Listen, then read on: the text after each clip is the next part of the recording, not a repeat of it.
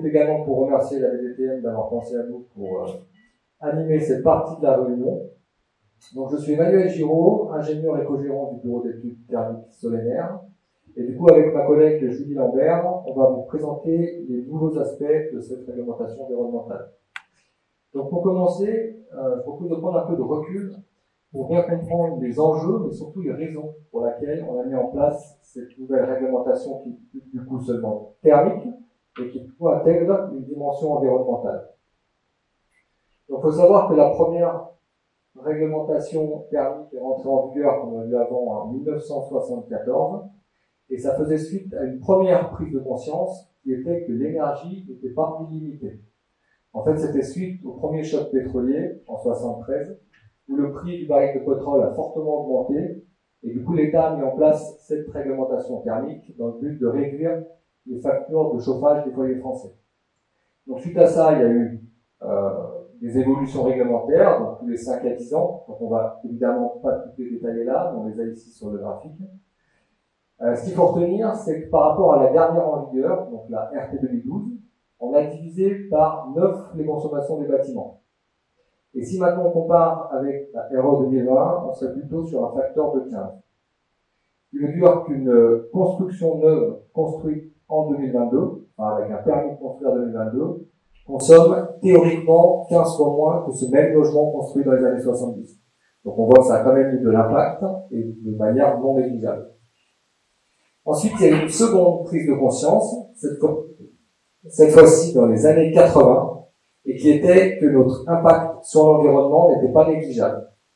Donc suite à ça, l'ONU a mis en place un groupe d'experts intergouvernemental sur l'évolution du climat.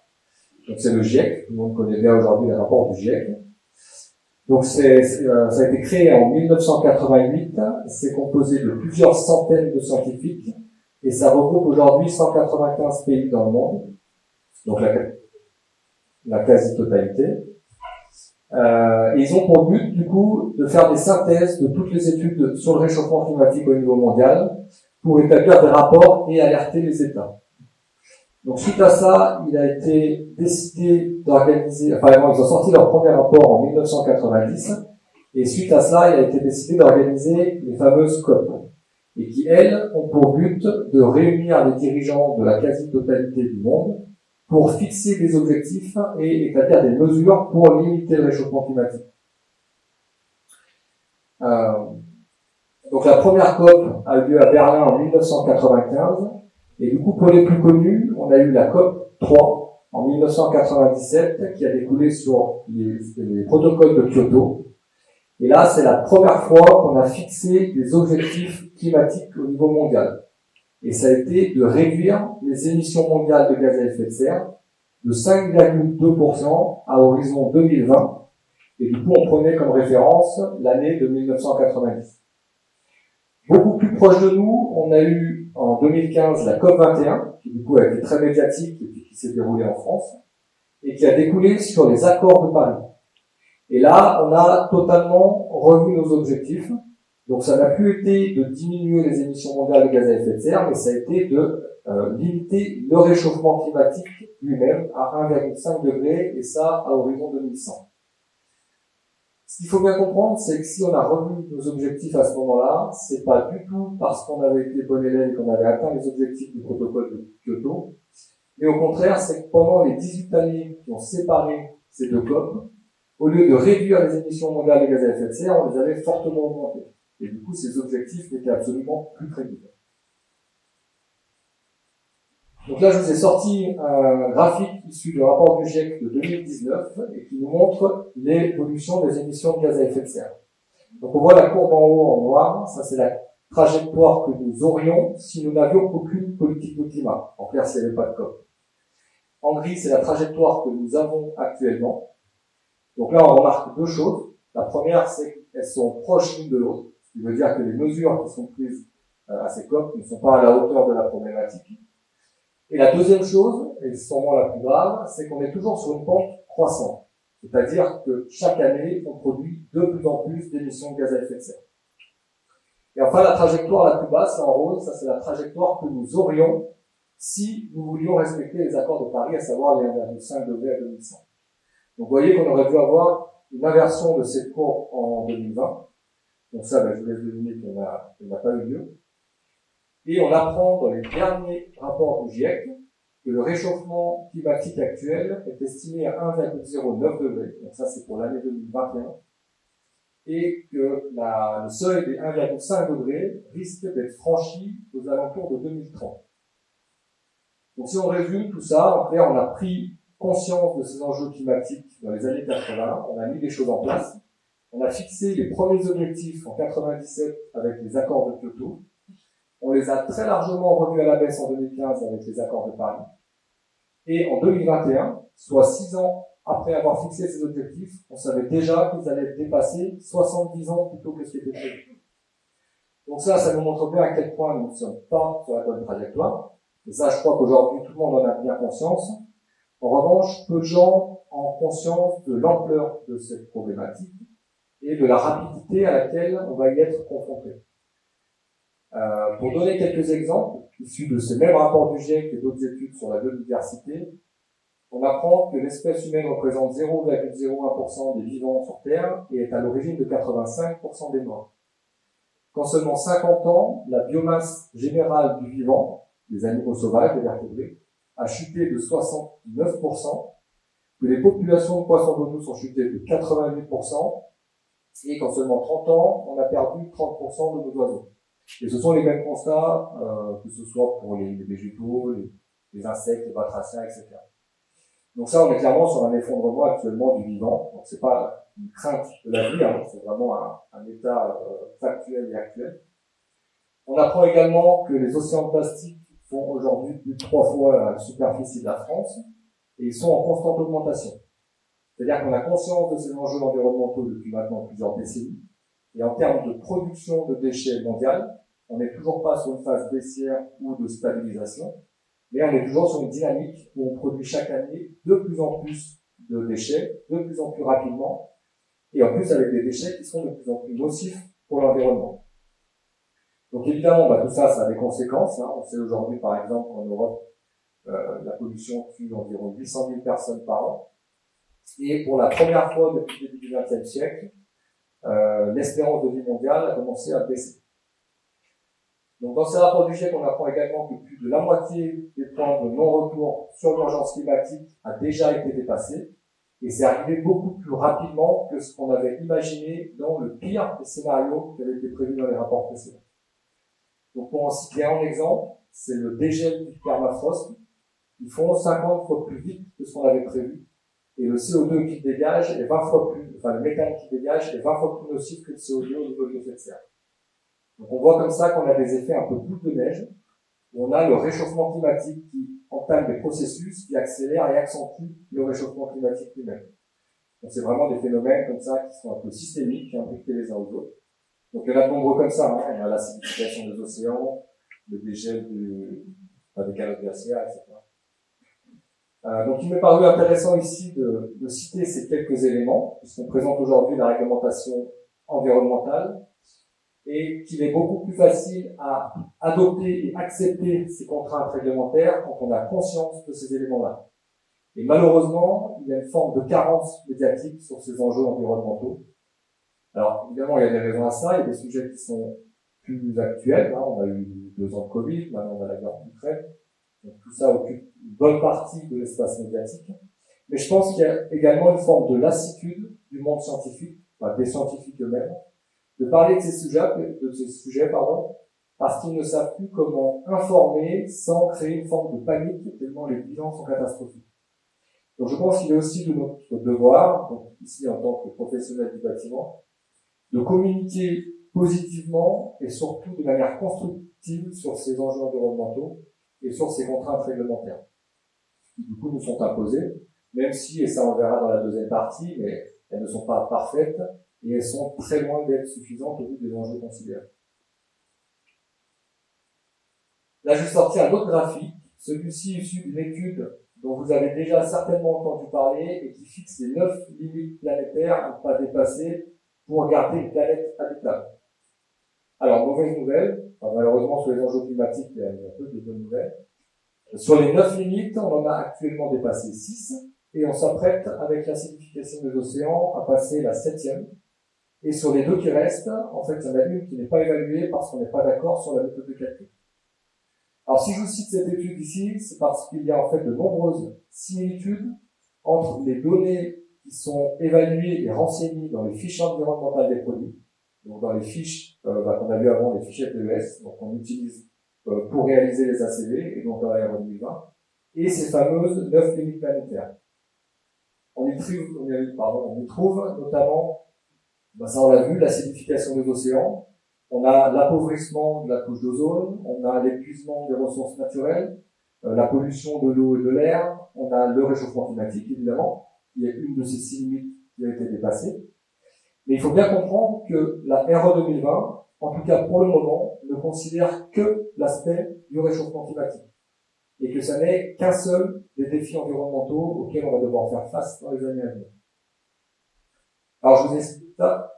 Je vous ai présenté cette étude parce que on peut imaginer que si justement ces données sont déjà évaluées dans les fiches environnementales des produits, dans un futur réglementaire, les ACV, donc la RE 2020 ou la RE 2030, on verra ce qu'on a après, seront également intégrés d'autres facteurs que le réchauffement climatique lui-même. Et alors pour finir, je vous ai mis deux graphiques, et là c'est plus pour appuyer mon discours.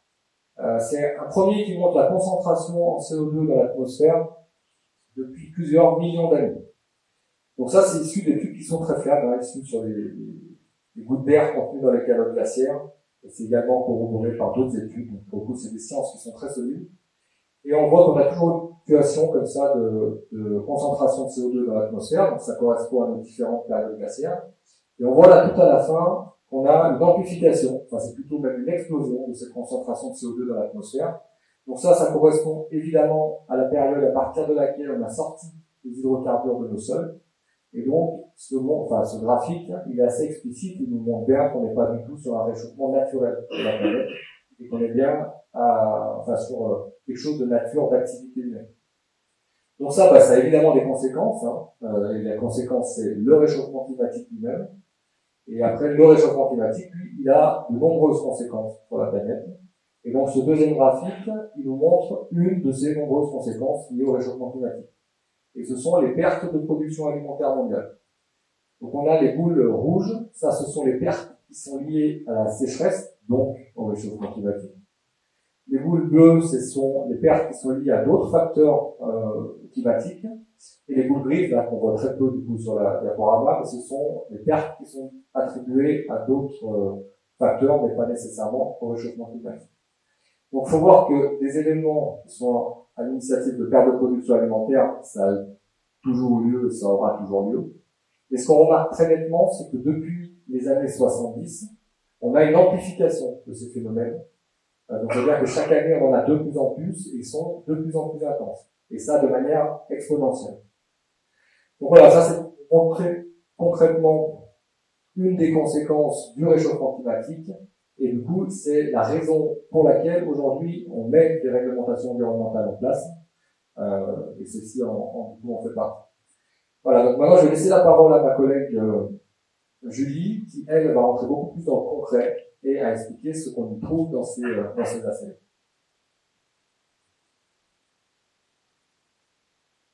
Donc bonjour à tous, je fais suite à ces introductions pour vous parler maintenant de l'analyse du cycle de vie, qui est l'évolution majeure de la RE 2020. Donc comme vu précédemment, deux indicateurs ont été introduits avec cette nouvelle réglementation afin d'évaluer la performance environnementale du bâtiment. Avant de vous présenter donc notre retour d'expérience sur un cas d'étude, je vais commencer par un point théorique. Donc tout d'abord, calculer IC l'énergie, c'est calculer l'empreinte carbone due aux 5 postes de consommation d'énergie du bâtiment. Son calcul se fait directement à partir des résultats de l'étude thermique, puisqu'il va dépendre à la fois des déperditions totales du bâtiment, mais également des systèmes mis en place. C'est pourquoi aujourd'hui je ne vais pas m'attarder sur cet indicateur, mais plutôt sur IC construction, puisque en RE 2020, l'ACV c'est calculer l'empreinte carbone associés aux composants de la construction du bâtiment, ce qui revient donc à calculer IC construction. Donc 2 choses avant de rentrer dans le vif du sujet. La première, c'est que pour être réglementaire, IC construction doit être inférieur à un seuil max imposé par l'État. C'est d'ailleurs le cas pour tous les autres indicateurs et c'était également le cas pour les indicateurs de la RT 2012. La deuxième chose, c'est que pour les études ACV, on considère le cycle de vie du bâtiment sur une période de référence de 50 ans et que ce cycle de vie est découpé en 5 phases.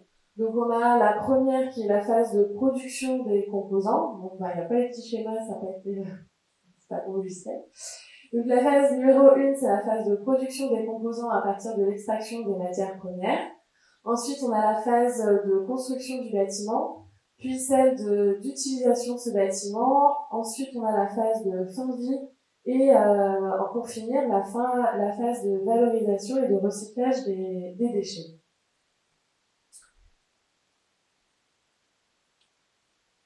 Donc, comme on vient de le voir, faire une analyse du cycle de vie, c'est calculer IC construction. Et pour calculer IC construction, on va lister tous les composants, c'est-à-dire tous les produits et équipements qui rentrent dans la composition du bâtiment. Et pour chacun de ces composants, on va calculer son empreinte carbone, c'est-à-dire qu'on va multiplier sa quantité mise en place dans le bâtiment par sa donnée environnementale. Et donc c'est la somme de toutes ces empreintes carbone de tous ces composants qui va donner IC construction. Concernant les données environnementales, on les trouve donc dans des fiches issues de la base de données INES, qui est donc la base de données réglementaire, comme on vous l'a dit précédemment. Et donc, il existe plusieurs types de fiches. Donc, on a tout d'abord les fiches FDMS, qui sont spécifiques aux produits de construction et qui ont été établies par les industriels. Ensuite, on a les fiches PEP, qui elles sont spécifiques aux produits d'équipement, et également établies par les industriels. Et on retrouve donc des fiches dites DED pour données environnementales par défaut qui ont été établies par le CSTB et qui permettent de pallier au manque de données, de données faites par les industriels. Il faut savoir que l'utilisation de ces données par défaut est défavorable puisque pour un produit équivalent pour lequel une fiche FDMS existerait, les résultats sont plus négatifs et plus on va utiliser de ces données environnementales, plus on sera pénalisé ensuite dans les résultats. Quoi qu'il en soit, donc toutes ces fiches sont construites de la même manière et on va y retrouver tous les résultats dans des tableaux tels que celui-ci, où pour chaque phase et sous-phase du cycle de vie du bâtiment ont été mesurés 27 critères environnementaux. Et comme mon collègue vous l'a dit tout à l'heure, seule la donnée sur le réchauffement climatique est considérée pour le moment, puisque la RE 2020 ne réglemente à aujourd'hui que l'émission de gaz à effet de serre. Il nous reste donc une étape dans la réalisation de cette analyse du cycle de vie, c'est l'étape de ranger tous les composants dans des lots et sous-lots. Au total, on a 13 lots. Le premier lot, donc c'est le lot sur la voirie et les réseaux. Ensuite, on a 3 lots pour le gros œuvre, donc un lot pour les fondations, un autre pour la superstructure, un autre pour tous les éléments de toiture. On retrouve également 3 lots pour le second œuvre, dans lequel on va ranger donc tous les éléments d'isolation, mais également tout ce qui va concerner les menuiseries intérieures et extérieures, et les revêtements intérieurs et extérieurs également. On va retrouver un lot dans lequel on va rentrer tous les systèmes CVC, donc avec le chauffage, la ventilation, le refroidissement et l'eau chaude sanitaire. On a également un lot sur les installations sanitaires, 2 lots pour les réseaux intérieurs d'énergie et de communication, un lot dans lequel on renseignera les équipements de transport intérieur, donc s'il y a des ascenseurs et des escalators par exemple. Et pour finir, donc le dernier lot dans lequel on va ranger les équipements de production locale d'électricité. Donc tous ces Ces lots sont découpés en sous-lots, et pour vous montrer à quel point le niveau de détail attendu est important, je vais prendre l'exemple du lot 1, donc avec la voirie et les réseaux. Comme on voit, il contient 3 sous-lots, donc un sous-lot des réseaux, un autre pour le stockage et un autre pour la voirie. Et dans le sous-lot des réseaux extérieurs, il vous faudra détailler tous les éléments constituant les réseaux d'adduction d'eau, les réseaux des eaux pluviales, les réseaux des eaux usées, mais également les réseaux électriques et de communication extérieurs présents sur la parcelle. Et enfin, il vous faudra également décrire tout ce qui est contenu dans les réseaux de chaleur s'il y en a. Et donc ainsi de suite pour tous les sous-lots de tous les lots. Donc maintenant que la CV est faite, pour comprendre les résultats, il faut savoir deux choses sur le seuil max imposé par l'État qui est à ne pas dépasser. Donc la première, comme on vous l'a dit tout à l'heure, c'est que ce seuil max est évolutif et qu'il va tendre vers plus de contraintes. La raison, donc, c'est qu'il dépend d'une valeur max moyenne qui est définie par l'État et qui va être revue à la baisse donc en 2025, 2028 puis 2031. La deuxième chose à savoir, c'est que par souci d'équité, ce seuil max est modulé par 6 coefficients afin de prendre en compte les différentes contraintes. Donc le premier des coefs permet d'ajuster les exigences en prenant en compte les combles aménagés, les surfaces de combles aménagées qui sont non habitables. Le deuxième coef permet quant à lui de moduler l'impact des surfaces habitables afin de ne pas défavoriser les petits projets. Le troisième, quant à lui, qui s'applique d'ailleurs que aux zones H2D et H3, donc c'est-à-dire à nos régions, donc ça nous concerne quand même directement, il permet de favoriser les projets qui mettraient en œuvre des moyens passifs pour assurer le confort d'été sans avoir recours au refroidissement. Les trois prochains coefs sont quant à eux directement liés aux résultats de l'analyse du cycle de vie. On a tout d'abord donc MI infra qui dépend du lot 2 et donc il va permettre de moduler l'impact dû aux fondations qui serait lié à une mauvaise qualité du sol si vous avez besoin de plus de fondations. Ensuite, on a MI-VRD qui permet de moduler l'impact de la voirie, donc qui est lié directement au 1, et qui permet de moduler d'ajuster les projets en fonction de leur isolement. Pour finir, on a donc MI-DED, qui est le module qui module l'impact de l'utilisation des fiches de données par défaut. Donc pour le moment, il est favorable justement pour pallier au manque d'informations mises à disposition par les industriels, mais il va très vite devenir défavorable. Donc j'en arrive maintenant au résultat. Et donc pour qu'un projet soit conforme, IC construction doit être inférieur à IC construction max, comme je vous le disais tout à l'heure.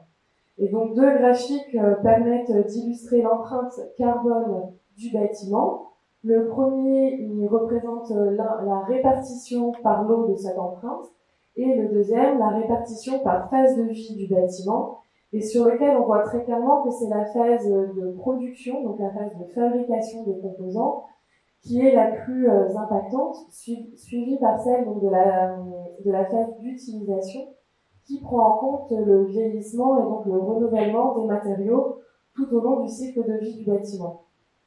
Et c'est pour ça qu'on va tendre vers l'utilisation de produits, de plus en plus biosourcés, locaux et moins polluants au niveau de leur process de fabrication. Donc après la théorie, place à la pratique. On est parti d'une étude d'analyse du cycle de vie faite sur une maison individuelle traditionnelle de plein pied et de 100 mètres carrés. Et pour lequel donc on obtient un graphique représentant la répartition de son empreinte carbone.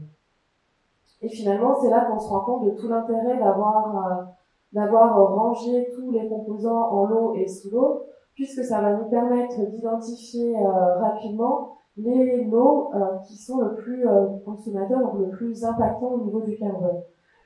Tout ça va nous permettre de pouvoir avoir des pistes d'amélioration pour améliorer, des pistes d'optimisation pour améliorer les résultats. Donc ainsi sur cette étude, on voit que c'est le lot 8 des CVC qui est le plus impactant. Et donc c'est donc par lui que l'on a commencé les optimisations. Et pour ça, on a comparé les différents systèmes de chauffage qu'on utilise le plus dans nos régions, donc à savoir les PAC et le système poêle-élec. Donc on constate que c'est le système poêle-élec qui est le moins impactant. La raison, c'est que contrairement au PAC, ils n'utilisent pas de fluide frigorigène, par exemple, qui est très émissif en CO2. Ensuite, parmi les PAC, on constate que c'est le système split-élec qui est le plus impactant.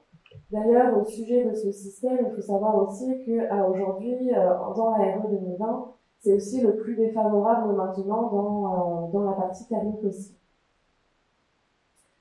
J'attire du coup votre attention sur le fait que malgré l'optimisation qu'on pourrait apporter sur les systèmes énergétiques, d'ici l'horizon dès 2025 finalement, on se rend compte que d'agir seul sur ce lot ne suffira pas à rendre conforme un projet.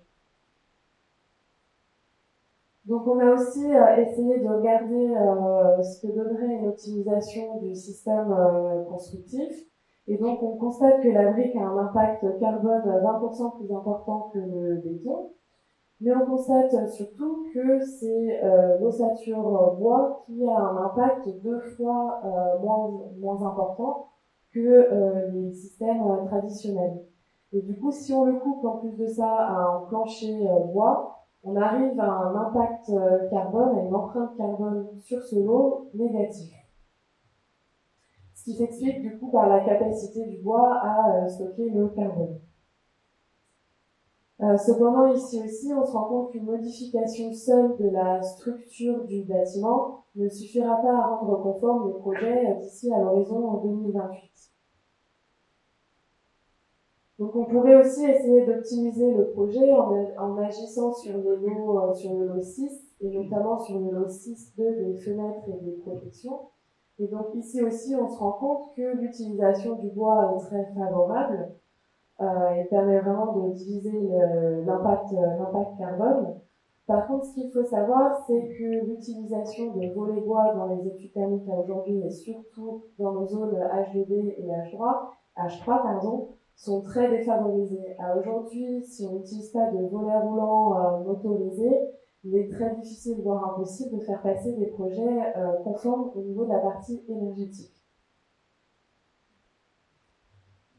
Un autre levier d'action qui aurait du sens concerne le lot 7 des revêtements des sols, murs et plafonds, pour lequel il serait donc intéressant de privilégier le plus possible les matériaux biosourcés. Enfin, concernant le lot 10, on se rend compte qu'il a un impact très important puisqu'il a quand même un impact équivalent à celui de la superstructure. On se rend compte cependant que ce n'est pas un réel levier d'optimisation, puisqu'à aujourd'hui on utilise des lots forfaitaires autorisés, étant donné le niveau de détail qui serait demandé pour décrire ce lot sous lot par sous lot. Ce serait un vrai travail de fourmi, ce qui n'apporterait pas non plus une réelle valorisation. Donc, pour conclure, pour que les projets soient conformes d'ici quelques années, il va falloir penser à des projets dans la globalité et surtout trouver un équilibre et un compromis entre la partie thermique, la partie carbone, mais également avec les aspects techniques et financiers des projets. Il y a cependant un espoir, c'est qu'aujourd'hui, on utilise quand même beaucoup d'aides, donc de données environnementales par défaut. Donc, plus les industriels auront fait leur déclaration, meilleurs seront les résultats. Et en plus, on pense qu'ils vont aussi s'investir sur le fait d'optimiser leur process, ce qui permettra également d'améliorer les résultats. Voilà. j'en ai fini pour cette partie.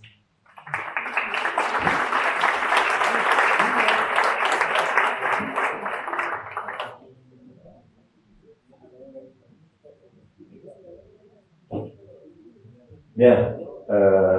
Merci et bravo, parce que vous avez réussi, j'avais compris autre chose. J'en suis pas sûr, mais j'ai eu le sentiment de comprendre. C'est déjà pas mal, c'est un exploit. Ce qui me concerne, en tout cas, bravo. C'est un exposé qui est quand même technique, sans haut. En gros, c'est sincère. Mesdames, Messieurs, question. Vous avez la parole.